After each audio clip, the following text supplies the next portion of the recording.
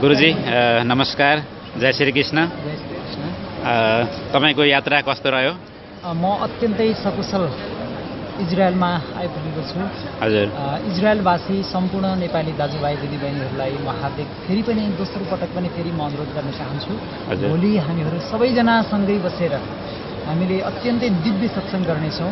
हिन्दू जागरण अभियान नेपाल इजरायलले एउटा सुन्दर कार्यक्रमको आयोजना गरेर इजरायलमा रहनुभएका सम्पूर्ण नेपाली दाजुभाइ दिदीबहिनीहरूका लागि एउटा सुनौलो एउटा दिव्य सत्सङ्ग गर्ने एउटा अद्वितीय मौका यहाँ हामी सबैलाई प्राप्त भएको छ र म यो यात्रामा अत्यन्तै आनन्दपूर्वक नेपालबाट यहाँ आइसकेको छु।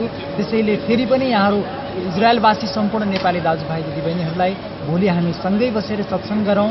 हामी आफ्नो आत्माको स्वरूपको आनन्दमा हामी हाम्रो नेपाली गौरवमय संस्कृति कला परम्पराको एउटा गौरवमय चिन्तनमा हामी बसेर सँगै डुबौँ र पर्सि फेरि इजरायलका केही महत्त्वपूर्ण स्थानहरूको भ्रमण पनि रहेको छ र सो भ्रमणमा पनि हामी साथमा रहेर धेरै यहाँका सुन्दर पर्यटकीय क्षेत्रहरूको दर्शन अवलोकन गर्नेछौँ। यहाँहरूलाई पुनः निमन्त्रणा गर्दै धन्यवाद। हजुर, हस्, धन्यवाद दाजु।